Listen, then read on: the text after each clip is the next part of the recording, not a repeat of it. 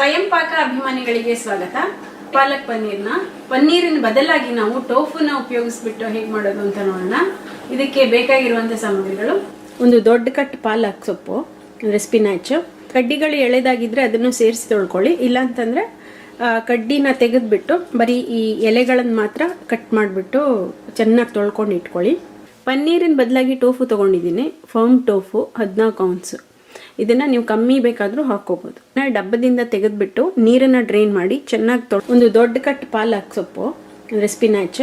ಕಡ್ಡಿಗಳು ಎಳೆದಾಗಿದ್ರೆ ಅದನ್ನು ಸೇರಿಸಿ ತೊಳ್ಕೊಳ್ಳಿ. ಇಲ್ಲ ಅಂತಂದರೆ ಕಡ್ಡಿನ ತೆಗೆದ್ಬಿಟ್ಟು ಬರೀ ಈ ಎಲೆಗಳನ್ನು ಮಾತ್ರ ಕಟ್ ಮಾಡಿಬಿಟ್ಟು ಚೆನ್ನಾಗಿ ತೊಳ್ಕೊಂಡು ಇಟ್ಕೊಳ್ಳಿ. ಪನ್ನೀರಿನ ಬದಲಾಗಿ ಟೋಫು ತೊಗೊಂಡಿದ್ದೀನಿ. Firm tofu 14 ounce. ಇದನ್ನು ನೀವು ಕಮ್ಮಿ ಬೇಕಾದರೂ ಹಾಕ್ಕೋಬೋದು. ಡಬ್ಬದಿಂದ ತೆಗೆದ್ಬಿಟ್ಟು ನೀರನ್ನು ಡ್ರೈನ್ ಮಾಡಿ ಚೆನ್ನಾಗಿ ತೊಳೆದು ಇದನ್ನು ಪನ್ನೀರನ್ನ ಕಟ್ ಮಾಡ್ಕೊಳ್ತೀರಲ್ಲ ಅಷ್ಟಷ್ಟೇ ಅಳತೆಗೆ ಕಟ್ ಮಾಡ್ಕೊಳ್ಳಿ. ಬೇಕಾದರೆ ಇದಿಷ್ಟನ್ನು ಹಾಕಿ, ನಿಮಗೆ ಜಾಸ್ತಿ ಬೇಡ ಅಂದರೆ ಅರ್ಧ ಉಪಯೋಗಿಸ್ಕೊಂಡ್ರು ಸಾಕು. ನಾನು ಇಷ್ಟು ಸಣ್ಣದಾಗಿ ಕಟ್ ಮಾಡ್ಕೊಂಡಿದ್ದೀನಿ. ಈ ಥರ ಕಟ್ ಮಾಡ್ಕೊಂಡಿರುವಂಥ ಟೋಫುನ ನೀವು ಎಣ್ಣೆನಲ್ಲಿ ಕರಿಬಹುದು, ಅಂದರೆ ಡೀಪ್ ಫ್ರೈ ಮಾಡ್ಬೋದು. ಇಲ್ಲ ಅಂತಂದರೆ ಇದನ್ನು ಸ್ವಲ್ಪ ಎಣ್ಣೆ ಹಾಕಿ ಕಂದು ಬಣ್ಣ ಬರುವಷ್ಟು ಹುರ್ಕೊಳ್ಳಿ. ಒಗ್ಗರಣೆಗೆ ಮತ್ತು ಟೋಫು ಫ್ರೈ ಮಾಡೋಕ್ಕೆ ಸೇರಿ ಒಂದು 2 ಟೇಬಲ್ ಸ್ಪೂನ್ನಷ್ಟು ಎಣ್ಣೆ, ಅರ್ಧ ಟೀ ಸ್ಪೂನ್ ಜೀರಿಗೆ, ಒಂದು ಮೀಡಿಯಮ್ ಸೈಜ್ ಟೊಮೆಟೊ ಕಟ್ ಮಾಡಿ ಇಟ್ಕೊಳ್ಳಿ. ಮೀಡಿಯಮ್ ಸೈಜ್ ಈರುಳ್ಳಿನ ಕಟ್ ಮಾಡಿ ಇಟ್ಕೊಳ್ಳಿ. ಹಾಗೆಯೇ ಒಂದು 4 ಹಸಿರು ಮೆಣಸಿನ್ಕಾಯಿ. ನಾನು ಬೆಳ್ಳುಳ್ಳಿ ಹಾಕ್ತಾ ಇಲ್ಲ, ನೀವು ಹಾಕೋದಾದರೆ ಒಂದು 3 ಎಸಳು ಬೆಳ್ಳುಳ್ಳಿನ ಸಿಪ್ಪೆ ತೆಗೆದಿಟ್ಕೊಂಡಿರಿ. ಈ ಥರ ಕಟ್ ಮಾಡಿರೋದು ಅರ್ಧ ಟೇಬಲ್ ಸ್ಪೂನ್ನಷ್ಟು ಶುಂಠಿ, 1/4 1/2 ಟೀ ಸ್ಪೂನ್ನಷ್ಟು ಉಪ್ಪು, 1/4 ಟೀ ಸ್ಪೂನ್ ಅರಿಶಿನ. ನಾವು ಇಲ್ಲಿ ಹಾಲಿಂದ ಡೈರಿ ಕ್ರೀಮ್ ಹಾಕ್ತಾ ಇಲ್ವಲ್ಲ, ಅದ್ರ ಬದಲಿಗೆ ಕ್ಯಾಶು ಕ್ರೀಮ್ ಮಾಡಿ ಹಾಕೊಳ್ಳೋಣ, ತುಂಬಾ ಚೆನ್ನಾಗಿರುತ್ತೆ. ಸುಮಾರು ಒಂದು 10 ಗೋಡಂಬಿನ ಬಿಸಿ ನೀರಲ್ಲಿ ನೆನೆಸಿಟ್ಟಿದ್ದೀನಿ. ಅರ್ಧ ಟೀ ಸ್ಪೂನ್ ಜೀರಿಗೆ ಪುಡಿ, ಅರ್ಧ ಟೀ ಸ್ಪೂನ್ ಕೊತ್ತಂಬರಿ ಬೀಜದ ಪುಡಿ. ನಾವು ಮೆಣಸಿನ್ಕಾಯಿನೂ ಹಾಕಿದ್ದೀವಿ, ಅದರಿಂದ ಅರ್ಧದಿಂದ 3/4 ಟೀ ಸ್ಪೂನಷ್ಟು ಹಚ್ಚಿಮೆಣಸಿನ ಪುಡಿ ಸಾಕು. ಈ ರೆಸಿಪಿಗೆ ಗರಂ ಮಸಾಲ ಸ್ವಲ್ಪ ಬೇಕು, ಅರ್ಧದಿಂದ 3/4 ಟೀ ಸ್ಪೂನ್ ಗರಂ ಮಸಾಲ. ಸುಮಾರಾಗಿ 1 ಕಪ್ನಷ್ಟು ನೀರು ಇಟ್ಕೊಂಡಿರೋಣ. ಹದ ನೋಡಿಕೊಂಡು ಎಷ್ಟು ಬೇಕೋ ಅಷ್ಟು ಹಾಕೋಬೇಕು. ನಾವು ತೊಳ್ಕೊಂಡಿರುವಂಥ ಈ ಪಾಲಕ್ ಸೊಪ್ಪನ್ನು ಬ್ಲ್ಯಾಂಚ್ ಮಾಡಬೇಕು. ಆ ಸೊಪ್ಪು ಮುಳುಗುವಷ್ಟು ನೀರನ್ನು ಕುದಿಯೋಕ್ಕಿಡಿ. ಮೊದಲು ಈ ಥರ ಚೆನ್ನಾಗಿ ನೀರು ಕುದ್ಮೇಲೆ ಚೆನ್ನಾಗಿ ಸೊಪ್ಪನ್ನು ತೊಳೆದಿಟ್ಕೊಂಡಿರ್ತೀರಲ್ಲ ಅದನ್ನು ಹಾಕಿ. ಇದನ್ನು ಜಾಸ್ತಿ ನೀರಿನಲ್ಲೇ ಬೇಯಿಸಬಾರ್ದು, ಒಂದು ಅರ್ಧ ನಿಮಿಷ ಸಾಕು. ಈ ಥರ ಬಾಡಿದ ತಕ್ಷಣ ಆಫ್ ಮಾಡಿಬಿಟ್ಟು ಇದನ್ನು ತೆಗೆದುಬಿಡಿ. ಇದನ್ನು ಪೂರ್ತಿ ನೀರಿನಲ್ಲಿ ಬೇಯಿಸೋಕ್ಕೆ ಹೋಗಬೇಡಿ. ಇದನ್ನು ತೆಗೆದುಬಿಟ್ಟು ಈ ಬಸಿ ಹಾಕೋದಕ್ಕೆ ಹಾಕ್ಕೊಳ್ಳಿ. ಇಲ್ಲ ನೀವು ತಣ್ಣನೆ ನೀರಿಗೆ ಹಾಕಿಬಿಟ್ರೂ ಆಯಿತು, ಯಾಕೆಂದರೆ ಈ ಬಿಸಿ ಇರುತ್ತಲ್ಲ ಅದಕ್ಕೇ ಈ ಎಲೆಗಳೆಲ್ಲ ಬೇಯೋಕ್ಕೆ ಶುರುವಾಗುತ್ತೆ. ನಮಗೆ ಪಾಲಕ್ ಸೊಪ್ಪು ಬೇಯೋದು ಬೇಡ. ಈ ಕೆಳಗಡೆ ಒಂದು ಬೌಲ್ ಇಟ್ಬಿಟ್ಟು ದೊಡ್ಡದು, ಇದ್ರ ಮೇಲೆ ತಣ್ಣೀರು ಹಾಕ್ಬಿಡಿ.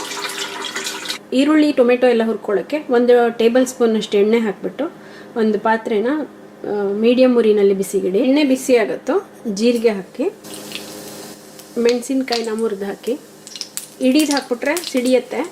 ಆಮೇಲೆ ಈರುಳ್ಳಿ ಹಾಕಿ, ಹಾಗೆ ಒಂದು 1/4 ಟೀ ಸ್ಪೂನಷ್ಟು ಉಪ್ಪು ಹಾಕಿ, ಶುಂಠಿನೂ ಹಾಕಿ. ನೀವು ಬೆಳ್ಳುಳ್ಳಿ ಹಾಕೋದಾದರೆ ಬೆಳ್ಳುಳ್ಳಿನೂ ಸಣ್ಣದಾಗಿ ಹೆಚ್ಚಿಬಿಟ್ಟು ಇದಕ್ಕೆ ಹಾಕಿ. ಈರುಳ್ಳಿ ಸ್ವಲ್ಪ ಆಗುವಷ್ಟು ಹುರ್ಕೊಳ್ಳಿ ಅಷ್ಟೇ. ಈರುಳ್ಳಿ ಇಷ್ಟ ಆಗುತ್ತೋ ಟೊಮೆಟೊ ಹಾಕಿ. ಟೊಮೆಟೊ ಹಾಕಿ ಸ್ವಲ್ಪ ಹುರಿರಿ. ಟೊಮೆಟೊ ಹಾಕಿ 1 ನಿಮಿಷ ಹುರಿದ್ರೆ ಸಾಕು. ಆಫ್ ಮಾಡಿಬಿಡಿ ಇದನ್ನು. ಪಾಲಕ್ ಸೊಪ್ಪು ಮತ್ತು ಈರುಳ್ಳಿ ಟೊಮೆಟೊ ಎಲ್ಲ ಹುರಿದಿಟ್ಕೊಂಡಿದ್ದೀವಲ್ಲ ಅದನ್ನು ಗ್ರೈಂಡ್ ಮಾಡ್ಕೊಳ್ಳೋಕೆ ಮುಂಚೆ ಗೋಡಂಬಿ ನೆನೆಸಿಟ್ಕೊಂಡಿದ್ದೀವಲ್ಲ ಅದನ್ನು ನೀರು ಸಮೇತ ಹಾಕಿ ನುಣ್ಣಗೆ ರುಬ್ಕೋಬೇಕು.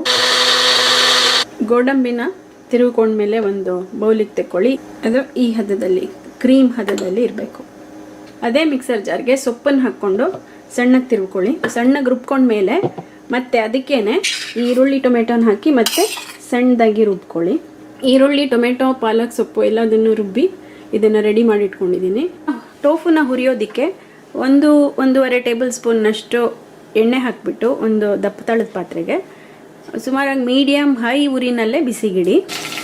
ಎಣ್ಣೆ ಬಿಸಿ ಆಗುತ್ತೋ ಕಟ್ ಮಾಡ್ಕೊಂಡಿರ್ತೀವಲ್ಲ ಆ ಟೋಫನ್ನು ಹಾಕಿ. ಹಾಗೆ ಒಂದು 2-3 ನಿಮಿಷಕ್ಕೊಂದ್ಸಲ ನೋಡಿ ಇದನ್ನು ಈ ಥರ ತಿರುಗಿಸಿ ಹಾಕ್ಬಿಟ್ಟು ಎಲ್ಲ ಕಡೆನೂ ಈ ಥರ ಗೋಲ್ಡನ್ ಬ್ರೌನ್ ಕಲರ್ ಬರೋ ಹಾಗೆ ಫ್ರೈ ಮಾಡ್ಕೊಳ್ಳಿ. ಕೆಲವೊಂದು ಪೀಸ್ಗಳು ಪುಡಿ ಆದರೂ ಪರವಾಗಿಲ್ಲ, ಸುಮಾರಾಗಿ ಒಂದು 20-25 ನಿಮಿಷ ಹೈ ಉರಿನಲ್ಲಿ ಹುರಿದಿದ್ದೀನಿ. ಈ ಥರ ಎಲ್ಲ ಕಡೆನೂ ಗೋಲ್ಡನ್ ಬ್ರೌನ್ ಕಲರ್ ಬಂದಿದೆ. ಇದನ್ನು ಆಫ್ ಮಾಡಿಬಿಟ್ಟು ಒಂದು ಬೇರೆ ಬೌಲಿಗೆ ತಗೊಂಡ್ಬಿಡಿ. ಒಂದು ಬಾಣಲೆಗೆ ಸುಮಾರಾಗಿ 1 ಟೇಬಲ್ ಸ್ಪೂನ್ ಅಷ್ಟು ಎಣ್ಣೆ ಹಾಕಿಬಿಟ್ಟು ಮೀಡಿಯಮ್ ಉರಿನಲ್ಲಿ ಬಿಸಿಗಿಡಿ. ಎಣ್ಣೆ ಬಿಸಿ ಆಗುತ್ತೋ ಕೊತ್ತಂಬರಿ ಪುಡಿ ಮತ್ತು ಜೀರಿಗೆ ಪುಡಿ ಮಾಡಿಟ್ಕೊಂಡಿದ್ದೀವಲ್ಲ ಅದನ್ನು ಹಾಕಿ, ಹಾಗೆ ಖಾರದ ಪುಡಿನೂ ಹಾಕಿ ಒಂದ್ಸಲ ಮಿಕ್ಸ್ ಮಾಡಿ, ಇದಕ್ಕೆ ಈ ಮಸಾಲೆ ಮಾಡಿಟ್ಕೊಂಡಿದ್ದೀವಲ್ಲ ಅದನ್ನು ಹಾಕಿ, ಇದಕ್ಕೊಂದು 1/4 ಕಪ್ ನೀರು ಹಾಕಿ ಅದನ್ನು ಮಿಕ್ಸ್ ಮಾಡಿ, ಅರಿಶಿನ, ಉಪ್ಪು ಹಾಕಿ ಚೆನ್ನಾಗಿ ಮಿಕ್ಸ್ ಮಾಡಿ.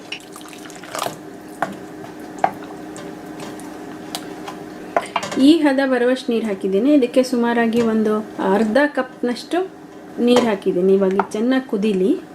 ಇದನ್ನು ಯಾಕೆ ಎಷ್ಟೊಂದು ಕುದಿಸ್ತಾ ಇದ್ದೀವಿ ಅಂತಂದರೆ, ನಾವು ಪಾಲಕ್ ಸೊಪ್ಪನ್ನು ಪೂರ್ತಿ ಬೇಯಿಸಿಲ್ಲ. ಇದು ಸುಮ್ಮನೆ ಅದು ನೀರಿನಲ್ಲಿ, ಬಿಸಿ ನೀರಿನಲ್ಲಿ ಹಾಕಿ ತೆಗೆದಿದ್ದೀವಿ ಅಷ್ಟೇ. ಇದರಿಂದ ಈ ಥರ ಕುದಿಸೋದ್ರಿಂದ ಅದರ ಹಸಿ ವಾಸನೆ ಹೋಗುತ್ತೆ. ಸುಮಾರಾಗಿ ಇದು ಒಂದು 3 ನಿಮಿಷದಿಂದ ಕುದೀತಾ ಇದೆ. ಇದಕ್ಕೊಂದು ಸ್ವಲ್ಪ ಮಾಡಿಟ್ಕೊಂಡಿರೋದ್ರಲ್ಲಿ ಒಂದು ಅರ್ಧ ಕ್ರೀಮ್ ಹಾಕೋಣ.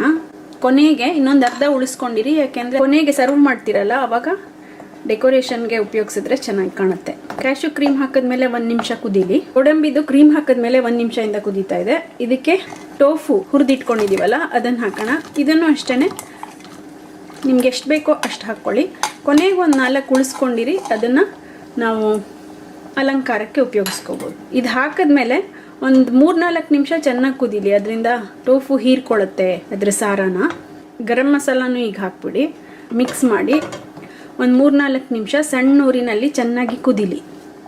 4-5 ನಿಮಿಷದಿಂದ ಇದು ಸಣ್ಣ ಊರಿನಲ್ಲಿ ಚೆನ್ನಾಗಿ ಕುದ್ದಿದೆ, ಗಟ್ಟಿಯಾಗಿದೆ ನೋಡಿ. ಇದನ್ನು ಆಫ್ ಮಾಡಿಬಿಟ್ಟು ನೀವು ಬೇರೆ ಸರ್ವಿಂಗ್ ಬೌಲಿಗೆ ತಗೊಂಡ್ಬಿಟ್ಟು ಉಳಿದಿರುವಂಥ ಈ ಟೋಫು ಪೀಸ್ಗಳು ಹಾಗೆಯೇ ಈ ಕ್ಯಾಶ್ಯೂ ಕ್ರೀಮಿಂದ ನೀವು ಅಲಂಕಾರ ಮಾಡಿದ್ರೆ. ಈಗ ಟೋಫು ಉಪಯೋಗಿಸ್ಬಿಟ್ಟು ಪಾಲಕ್ ಟೋಫು ಹೇಗೆ ಮಾಡೋದು ನೋಡಿದ್ರಲ್ಲ, ನೀವು ಕೂಡ ಇದನ್ನು ಮಾಡಿ ನೋಡಿ ನಿಮ್ಮ ಅಭಿಪ್ರಾಯನ ಖಂಡಿತ ತಿಳಿಸಿ. ನಮಸ್ಕಾರ.